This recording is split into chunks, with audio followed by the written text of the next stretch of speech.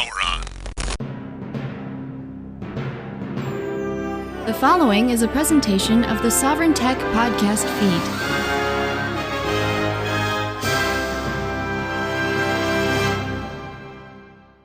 It's Fighter Renegades, a Star Wars podcast. Woo, it is time for a little TIE Fighter Renegades, baby. I know it's been a while, but man, do we have exciting stuff coming up in May of 2022, so we need to get this ball a-rolling. Of course, we are talking about, in May of 2022, that being the finally the premiere of the Obi-Wan Kenobi series, which is pretty divisive stuff for a lot of reasons, and we'll get into that with someone who's not joining me for this episode, but you know, Robin Freebeard and I are going to talk about Obi-Wan when it finally comes down. We'll probably get in the first couple episodes. I think they said they were going to do some back-to-back episodes, which was a smart move, considering that with Book of Boba Fett, a lot of people felt the first episode was underwhelming, and they said it would have been better if they had like a few, either if they could binge the whole series or if they could, you know, binge one or two or three of the initial episodes to really get a taste and a feel for the flavor of it. So we'll see what happens with that, but I will save that conversation for when my man Rob is on to talk about it. But I'm here solo for this episode. Brian Sovryn, ready to talk about none other than Star Wars novels. Something that I feel like I'm kind of the only one left that reads them. But I'm going to guess I'm not the only one that still reads them. I also still read the comics and have a lot of reviews I want to do of those. I want to do just a massive review show on the High Republic series, which I have read literally everything of High Republic, including the short stories in all of the, in all the Star Wars Insider issues. I've read even like Edge of Balance, or Edge of the Force, I think was the first one, but they've been doing, for High Republic, they've been doing graphic novels. Not just a comic book series. There's plenty of that for the High Republic as well. But they have been doing, full on, well, not just graphic novels, but really manga, of the High Republic, and it's their own separate stories. I have read those as well, and I want to get in a big conversation on that, but that's not what we're here to talk about. What I'm really going to get in, I'm actually reviewing more the final book of this trilogy, but we'll certainly be talking about the entire E.K. Johnston trilogy, which I guess you could call it her Queen's trilogy. It's really a series of books, 3 books, all about one of my favorite characters, certainly to come out of the prequel trilogy, that being Padme Amidala. Now, that's not entirely accurate. They certainly bill them as books about Padme. And there's plenty of Padme in it and, in this trilogy. And you can certainly say that, it comes from her perspective often enough. But as we talk about it, I think you'll see, and I actually take the point I'm going to make as a positive. I think you'll see there's actually another character that this trilogy is really all about. So the latest book in this trilogy, and I don't know if they're going to do more. I think it's open to doing a lot more because there are so many stories to get into during the Clone Wars era, so the first 2 books of this trilogy, and they're all by E.K. Johnston. Originally, there was Queen Shadow from 2019, and then there was Queen's Peril, which came out in 2020. And now this one just came out in April of 2022. So, not but a couple weeks after, I'm recording it a couple weeks after it got released. Now, let me sidetrack for 1 second here. I have noticed, there was a time where it was a challenge to keep up with all of the extraneous or extracurricular, perhaps, Star Wars material that came out. As in, it was a challenge to read all the comic books, to read all the books that were coming out, because they were, at one point, it seemed like they were coming out with a book a month, even 2 books a month at times. And certainly, actually, still, I guess maybe I'll end up disproving my point. The point I was going to make is it seems like the machine of extracurricular Star Wars material has significantly slowed down. And I've talked about this before on TIE Fighter Renegades, or I think I may have even talked about it on Q&As for the Sovryn Tech Patreon, which you go to patreon.com/SovrynTech if you want to check that out. We certainly do get into talking about Star Wars in the bonus content for Patreon there. Anyway, yeah, it feels like it's very much slowed down. But then now that I think about it, as I'm saying this, there are lots of, again, there's manga coming out. There are children's books, and I mean like little golden book style books that are canon stories that particularly take place in the High Republic. The High Republic hasn't really slowed down. There's a lot of books that still come out from that. And of course, plenty of comic books as well. But it does feel like, we're not really getting stories, I would say, from the major characters anymore. That has really tapered off, even though we do have books coming up. Like there's the Sith book that has Luke and Lando in it, which, I'm certainly intrigued to read that. And there's some like The Princess and the Scoundrel, which I'm curious how they're going to handle that, because I think it's going to be Han and Leia's wedding book, which, if you remember from the 90s, The Courtship of Princess Leia, one of the first, or one of the very early, Star Wars, I guess you say tie-in novels, but part of the expanded universe. That did not go over well with most fans. So I wonder how this one's going to hit when we get to The Princess and the Scoundrel. So it's not like there aren't books coming out. There are, but it does seem to have slowed down, at least to the point where I can breathe and I can actually read other things. But there's still plenty of Star Wars content out there. But for a minute there, I was feeling like has it really, really tapered off? But then I guess ultimately, it hasn't, especially when you count everything coming out for High Republic. But back to E.K. Johnston's Queen's Trilogy, which is what I'm calling it. I don't think it's given that official name. And like I said, it can definitely continue on, into, well into the Clone Wars era, which is where it's ended off with Queen's Hope. Queen's Shadow and Queen's Peril both had more to do with like post episode 1, and you got to experience more of Amidala's life, the life of her handmaidens. You get a lot of Sabe, who, Sabe is, in the movies, a lot of people don't realize this. In the movies, or I should say Sabe, she was played by Keira Knightley, a very young Keira Knightley.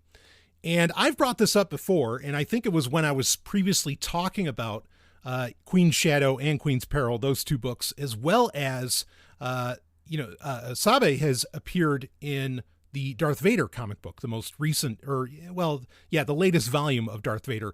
She's been a character in that, and I dig it. Like, I think it's really cool to have Darth Vader, like, deal with that. And this book, Queen's Hope, like, plays on that more. And now the past year that we've had with the character of Sabe has a lot more meaning. And I want to talk about that more. But the point I'm making is, yes, they could continue these books and the adventures of, well, some of her handmaidens, spoiler alerts, some of Amidala's handmaidens from when she was a queen have died. She has new handmaidens as well. In fact, some of those handmaidens are transgender, which I saw people complaining about. I have no problem with that. I think that that's a damned wonderful thing.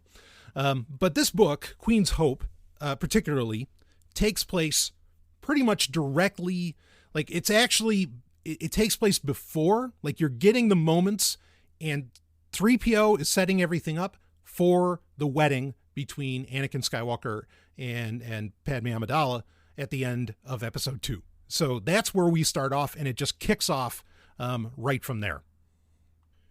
And ultimately, I felt like that was a good thing. Like, I think that was, there's a lot of times where I feel like Star Wars books are expanding on pointless areas that don't need any expansion. But this was a part that I was like, yeah, let's expand on that. Let's talk about how did Anakin feel, with his new robotic arm? Like, how was he dealing with that? Because you barely got it, and you only got a moment of the wedding at the end of Attack of the Clones. It was good to get that fleshed out more. I appreciated that. And a major bonus a major plus, I should say, with this book is a lot of exploration from Padme's perspective, from her thoughts on. She realizes, wow, my relationship with my husband is this whirlwind. We haven't even really had time to think about things. And, well, I want to talk about some more of that, but it's good. Like, that kind of expansion, I can actually appreciate, as where there's plenty of times where I feel like Star Wars novels, again, like I said, are expanding on areas that are just fucking pointless. I guess before I talk more about the book, I'll give you what did I think of the book? Do I think it's worthwhile reading? Because then maybe you'll just want to stop listening. Or maybe you want to keep listening if you think if I tell you, I don't think it's worth reading, but let's do it. Yeah, I like this book. It's nowhere near one of the best Star Wars books ever written. It wouldn't even be in the top 20. But it's a very good book for the exploration of characters within it and the building up of some more background and the fleshing out of a lot of moments in Star Wars. I mean, and you get a lot of one of the big problems with the prequels, I think that a lot of people have, is they don't feel like there's enough character development. And while I don't entirely agree with that, I get it. Okay. I really, really get it. And certainly, if you never watch the Clone Wars, you don't get a lot of that character development. And that's an important thing to, that Star Wars fans have to keep in mind, and that people from the outside looking in on Star Wars fandom need to keep in mind is, Star Wars heavies, Star Wars sweaties, the hardcore fans, the super fans, we have, however many seasons and years of Clone Wars, where now when we watch the prequel movies, they're that much better because we have all that background with the Clone Wars, with that cartoon or with that animated series. And so I think when a lot of people are like, wow, why do people suddenly like the prequels now? Or, how do you like the prequels in the first place? Blah, blah, blah. A lot of that, I think, comes down to, at least the more recent opinions, comes down to that there has been so much fleshing out of the prequel era, thanks to the Clone Wars, and really now thanks to these novels, which, again, I think E.K. Johnston is doing, a pretty good job on that. So do I think that this book is worthwhile? Like I said, yeah, I think it's a good book. I think it's worthwhile. It's not something, two things. There are two major problems with it, and then I'm going to talk about, a lot of other stuff. But the two major issues here. One, while this does give background on a lot of characters, and I don't just mean Padme and Anakin, though you get plenty of that. I mean, you get more of Mon Mothma, which I think is a win. You get more of, Bail Organa, which I think is a win. You even get more on Palpatine, which is an absolute win. That's a guaranteed way to tell a great Star Wars story. But that said, there's nothing about it that makes it a Star Wars novel. Or there's nothing about it that... This is a complaint I've had with a lot of books since Disney took over. In the old expanded universe, and there's certainly critiques to make of that, but in the old expanded universe, before Disney took over in 2013 and, rebooted the canon, the Star Wars novels at the time, they took advantage of everything that is Star Wars. All of the major notes that make something Star Wars. Using the Force, lightsabers, blah, blah, blah, all these other things, okay? They were key parts of the story, okay? A lot of Disney novels, most of them, you could just rename a few things, get the Star Wars names out of it, and you'd have no idea that it was a Star Wars novel. I consider that a fail. Now, this is true across the entire Queen's trilogy by E.K. Johnston. Now, yes, these are young adult books. I get that. But so what?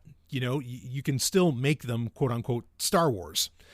So, I put that as a point against it, but that's a point that would effectively get put against almost every Star Wars book since, since Disney took over. I can think of some where that wouldn't be true. Like Lords of the Sith is one that, okay, no, that has to be a Star Wars novel. Dark Disciple, no, that's a Star Wars novel. Like, and you can't avoid it.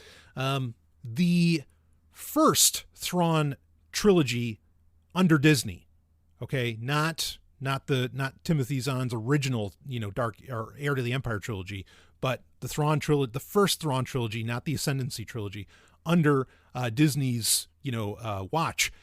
That was very Star Wars. In fact, those are still some of the best books, Star Wars books ever done, regardless of whose watch, these expanded works were under.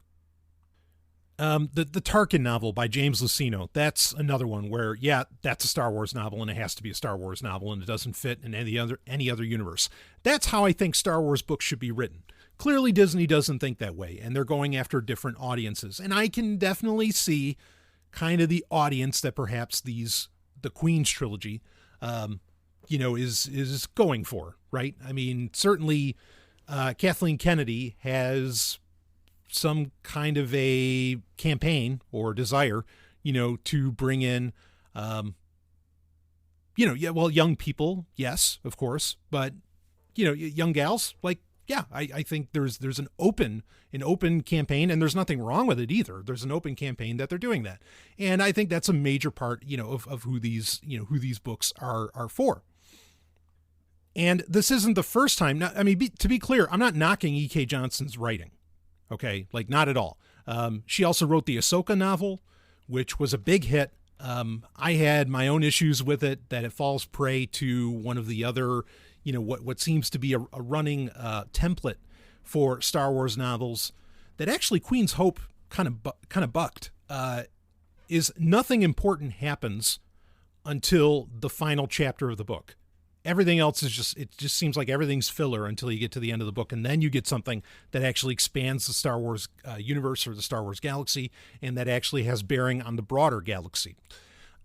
This book actually does not fall prey to that, but at the same, like events happen that kind of matter throughout it. But at the same time, really nothing happens in it. like there's things that are going on, but like there's nothing really, like while it can add some flourish to the characters because of what's going on in their heads, it doesn't really add any flourish to the galaxy at large. So, there's no events or largely I feel that there's no events in this that, have impact on the Star Wars mythos in general, other than the background you get, from characters. So that was the second point. The first point was that it didn't need to be there's nothing about it that actually feels like a Star Wars novel. The second point is, okay, but nothing happened in it. And this has been true outside of maybe the first few books that, that Disney put out. And not even all of those really. Some of those like Heir to the Jedi was rough stuff. There's most of Disney's books that have come out don't have any actual weight and bearing on the galaxy within the Star Wars universe, within the entire galaxy. Even, great books like the Thrawn Ascendancy trilogy, which largely was very good. Certainly the first book was, have, at least at this stage, have no bearing on the galaxy within Star Wars, because they're all happening in the unknown regions and Chiss space, and it doesn't, matter for shit. So that's disappointing to me, as to where, in the old EU, the books that would come out, even if it's the New Jedi Order, series and Yuuzhan Vong doing whatever, or Wraith Squadron or whatever, it all felt like it was adding into this giant galactic narrative. And that is just not happening under Disney, at least not anymore. So, those are the two negative points that I'll bring up against this book. But now let's get into the finer details, where some things are really neither good nor bad, they just are, or I just disagree with them on a level of taste. One of the big things, so obviously this is about Amidala, so there's tons of Naboo in this, which makes all the sense in the world. And I love the planet of Naboo. The vision, George Lucas, I feel, in episode 1 was setting up Naboo as like his paradise. Like, this is how life should be. This is how a world should be. Disney clearly has another opinion on that because in Queen's Hope specifically, and I don't recall this in Queen's Shadow or Queen's Peril, the 2 previous books, I don't recall any of this stuff coming up. But in this book, it's made very clear that Naboo is, I mean, they don't use the word privilege directly, but they're clearly talking about privilege.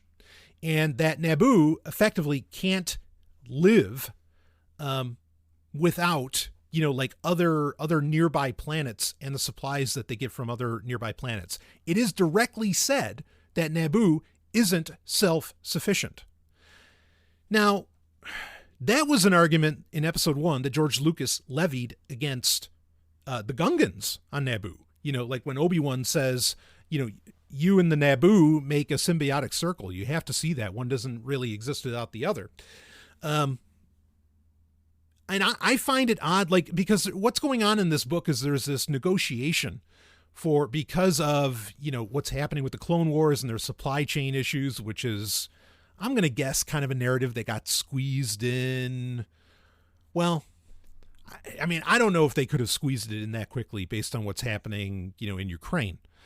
But, supply chain issues is certainly, I mean, most people wouldn't have known the term supply chains, certainly not in a young adult novel.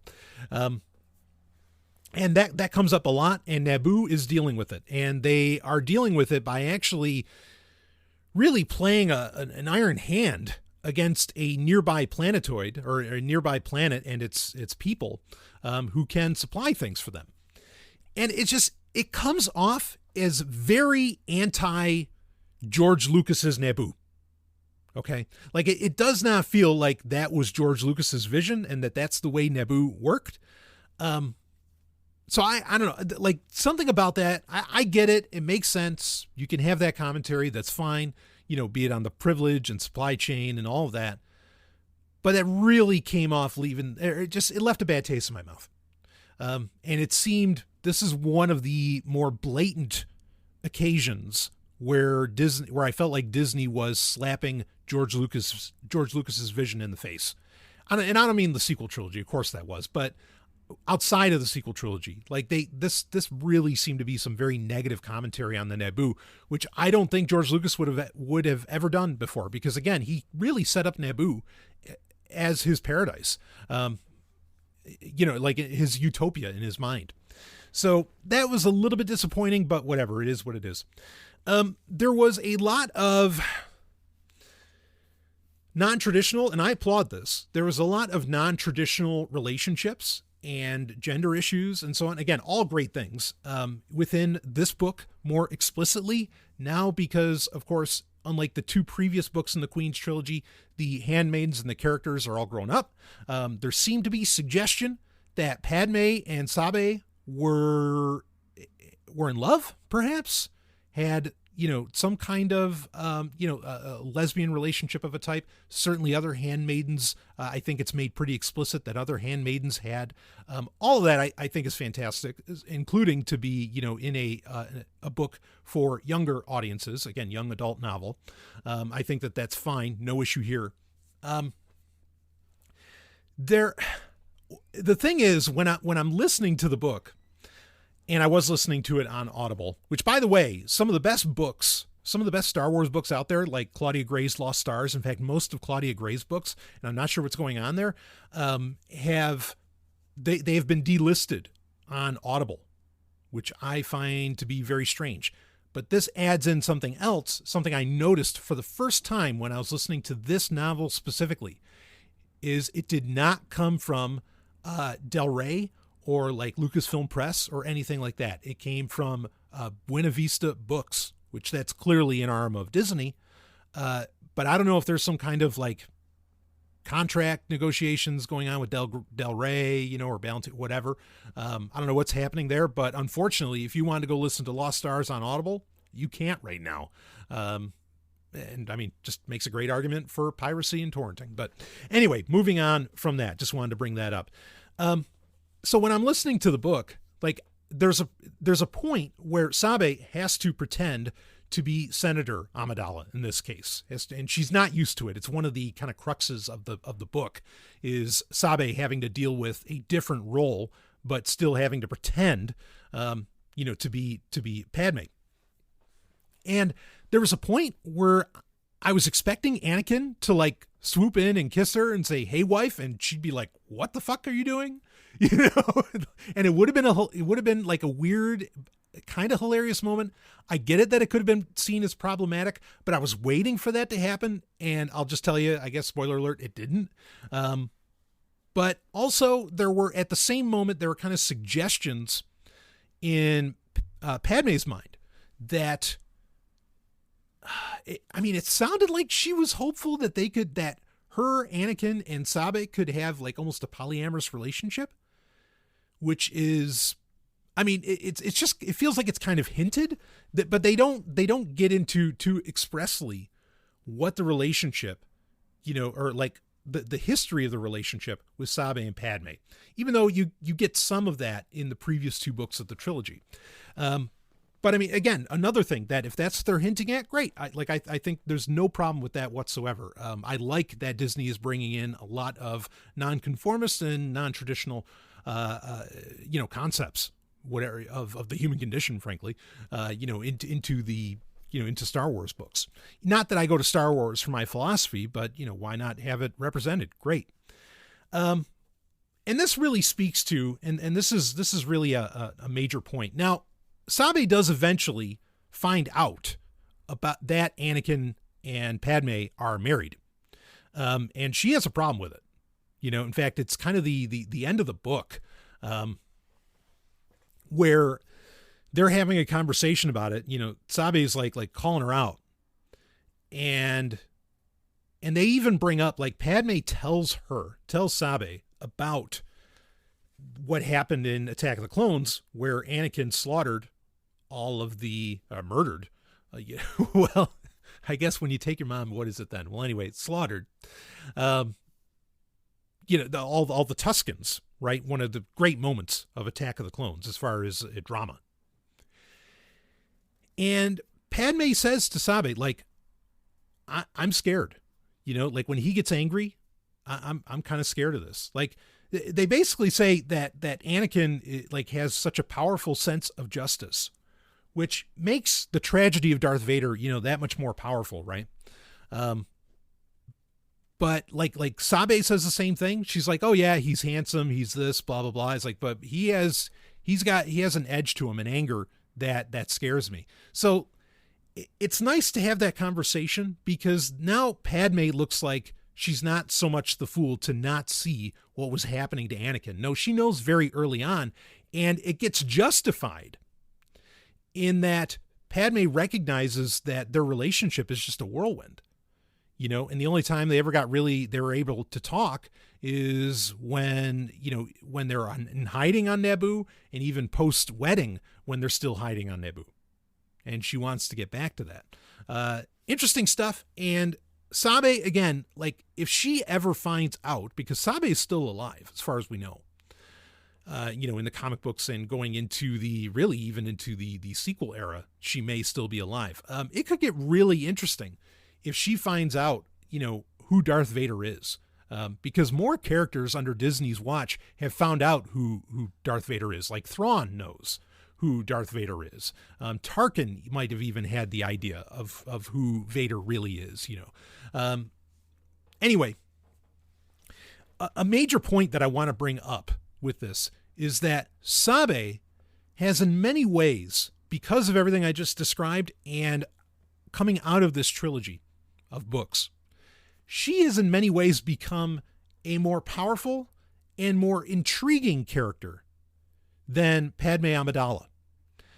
I've argued for this many times, that I think Disney should absolutely either a movie or, include the character in a movie, or hell, even do a mini series. I don't care, but they should hire Keira Knightley and they should make a Sabe series.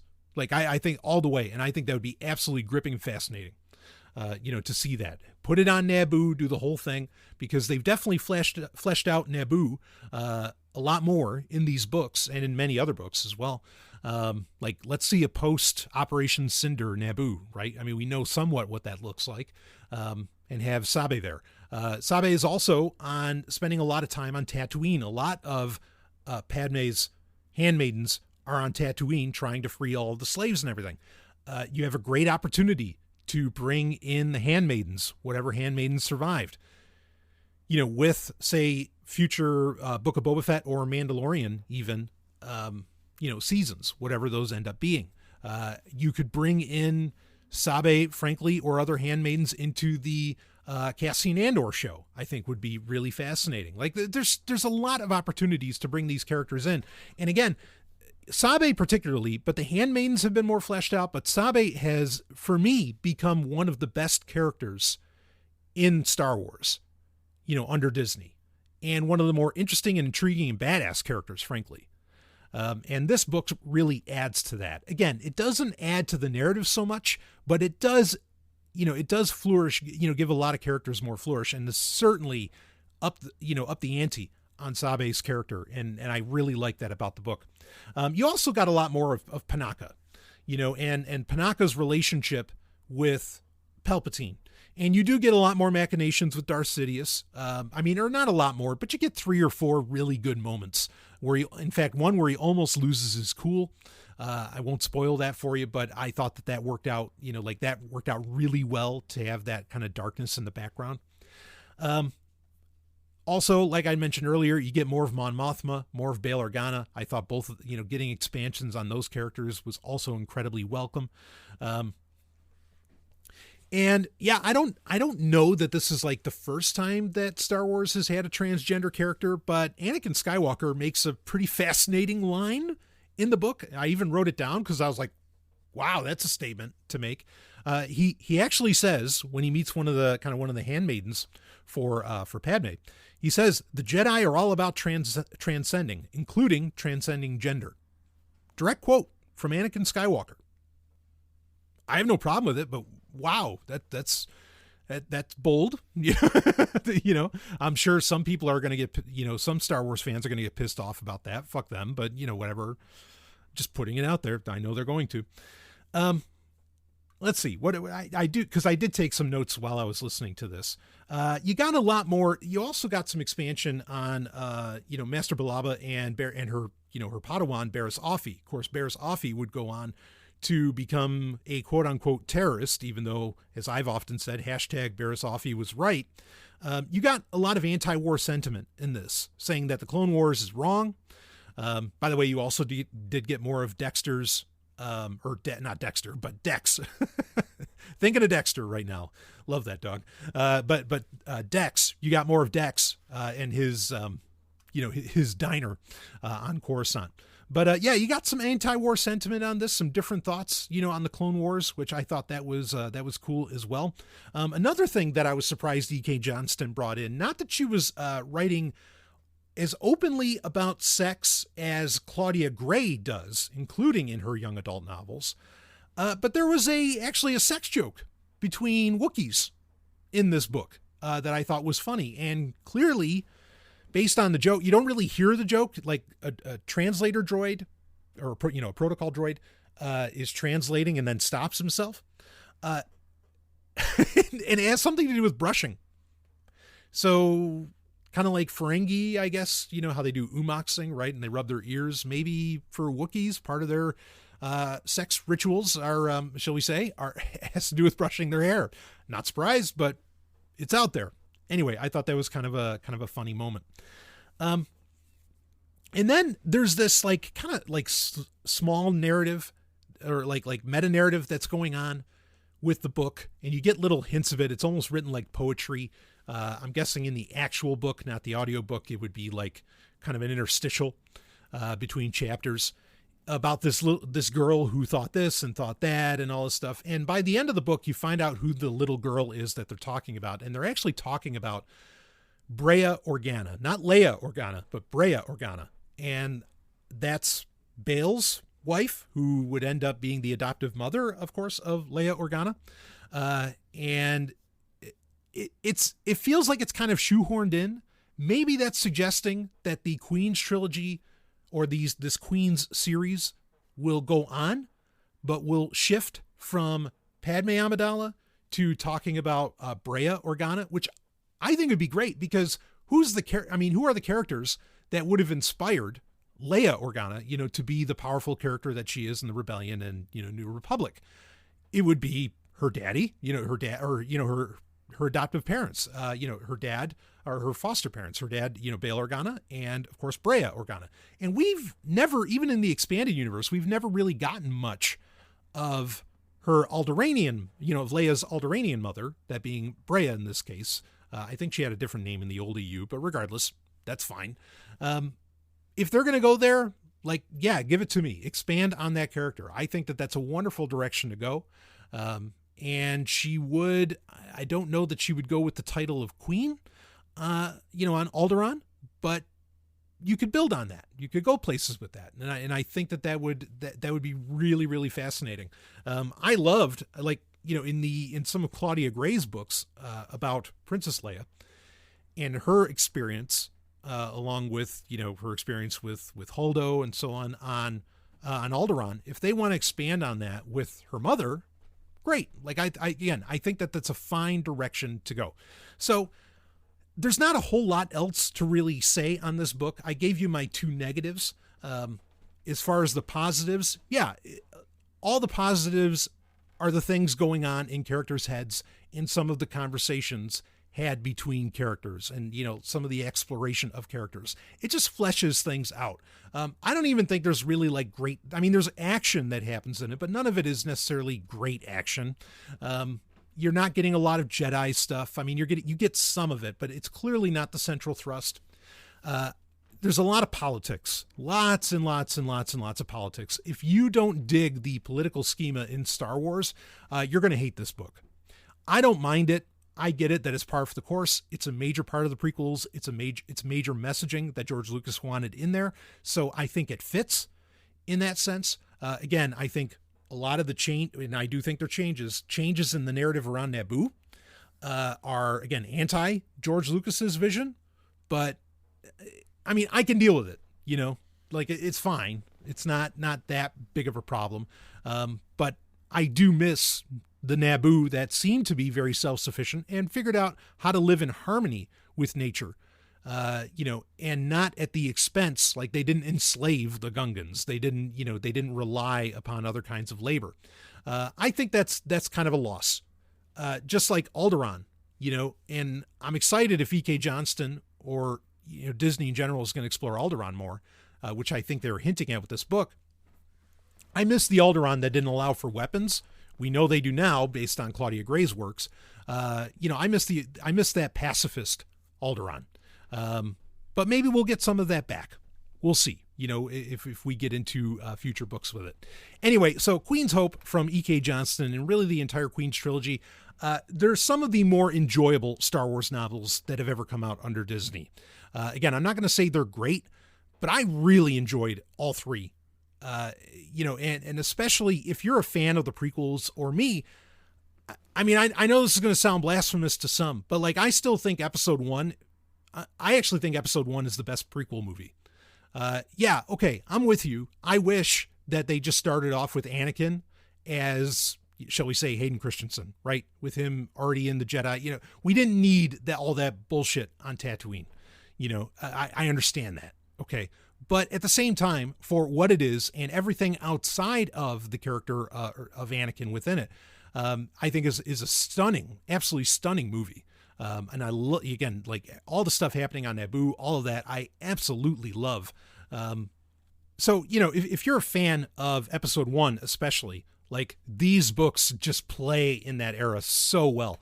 Nowhere near as good as Cloak of Deception, and the books for the old EU that took place before episode 1 and slightly after Rogue Planet.